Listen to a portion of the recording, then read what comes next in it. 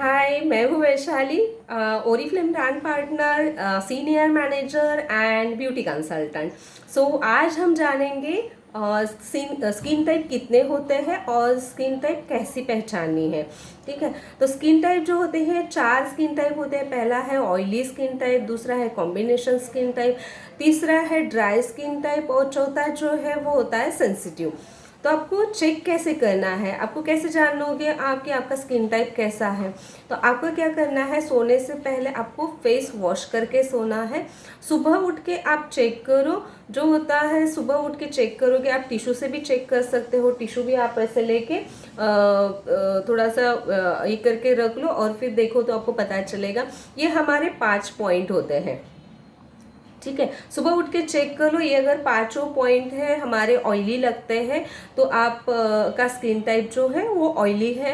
और एक बात कि ऑयली स्किन जिनका होता है उनको पिंपल्स आते हैं, पिंपल्स बहुत ज़्यादा होते हैं।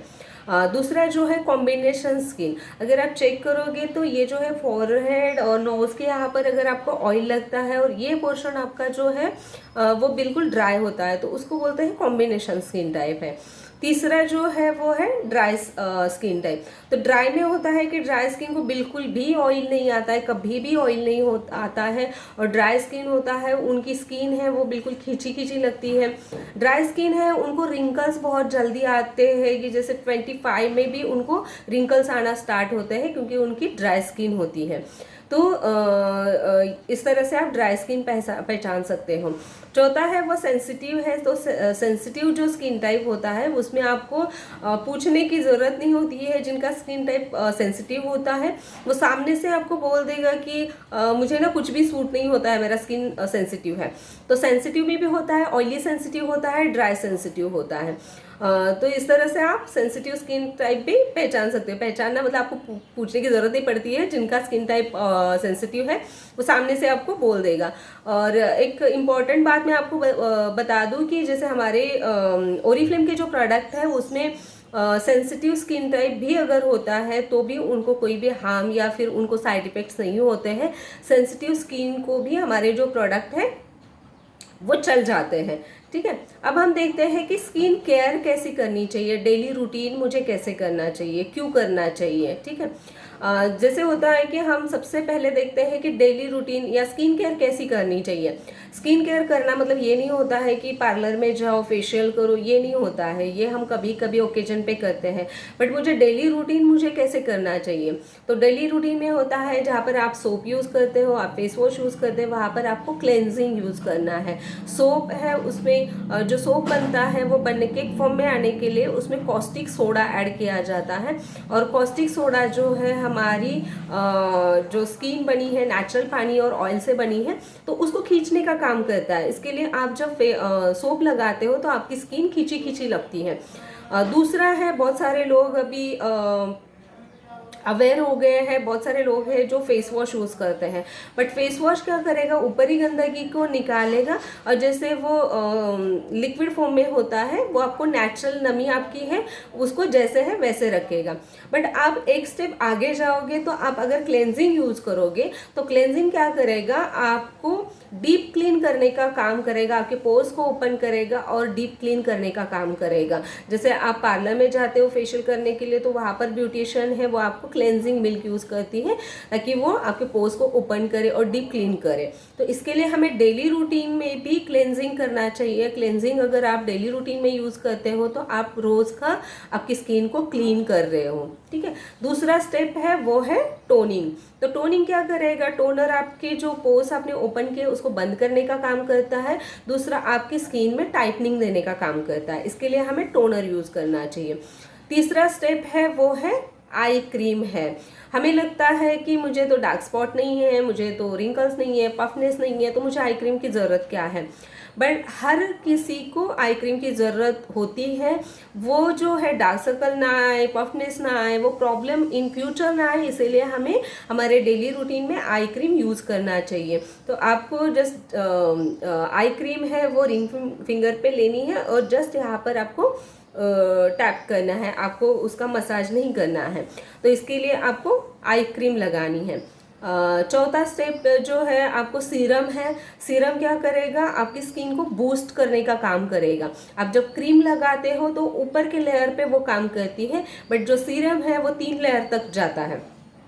तो इस तरह से आपको सीरम यूज़ करना चाहिए। चौथा जो है वो आता है मॉइस्चराइज़र आता है। तो आप जैसे अगर मॉइस्चराइज़र में होता है कि हम क्या करते हैं कि स्किन एकदम क्या बोलता है, खिंची खिंची लगती है, सोप यूज़ करते हो या फेस वॉश यूज़ करते हो तो हम एडवर्टाइज देखते हैं, कोई भी क्रीम लेके आते हैं।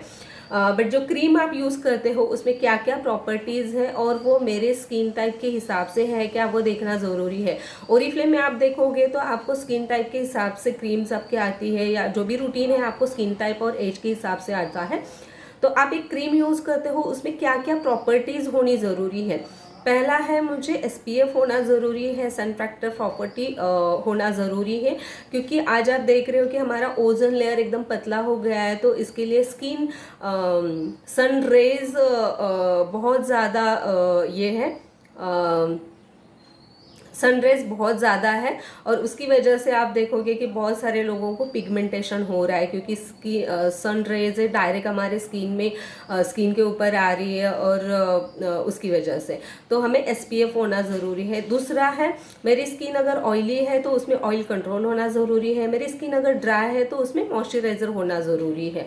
और तीसरा जो है वो है एंटी रिंकल प्रॉपर्टी। जो है हमारी एज जो है वो बढ़ती जा रही है, तो हमारे स्किन में रिंकल्स ना आए इसके लिए हमें पहले ही अगर हम केयर करते हो तो आपके रिंकल्स की जो प्रोसेस है वो आगे बढ़ जाती है। आप 10 ईयर्स क्या बोलते हैं 40 के हैं तो आप 30 के दिखोगे।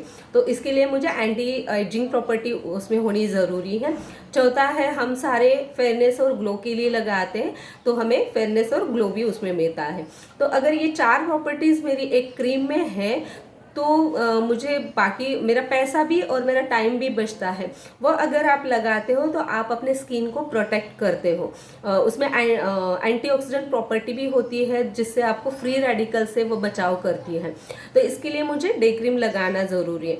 सेम मुझे करना है, रात को सोने से पहले मुझे क्लेंजिंग करना है, टोनिंग करना है, आई क्रीम, सीरम, आती है नाइट क्रीम।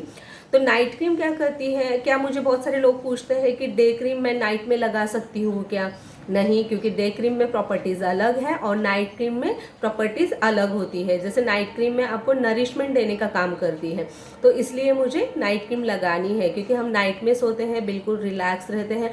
जो हमारे प्रॉब्लम्स है वो जो है नाइट में रिपेयर होते हैं, इसलिए मुझे नाइट क्रीम लगाना ज़रूरी है। तो ये मेरा होता है डेली रूटीन होता है, cleansing, toning, eye cream, serum, day cream, और नाइट में आपको नाइट क्रीम लगाना है। अब ये हो गया डेली रूटीन। अब वीकली ट्रीटमेंट में आता है स्क्रब और मास्क आता है।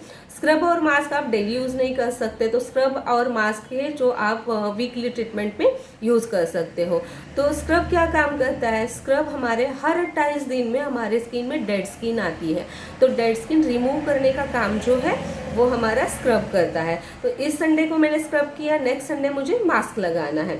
अब मास्क क्या काम करेगा, मास्क आपको जैसे होता है ना, टॉक्सिन्स वगैरह है, जो बची कुची गंदगी है उसको निकालने का काम करता है, फेयरनेस देता है एंड ग्लो देता है। इसीलिए मुझे स्क्रब और मास्क भी करना ज़रूरी है। अगर आप ये रूटीन करते हो तो आपको पार्लर में जाने की ज़रूरत नहीं पड़ती है। आप ये सेल्फ डू इट घर का खुद कर सकते हो, और आप कभी कभी सुंदर नहीं दिखोगे, आप डेली नेचुरल सुंदर दिखोगे।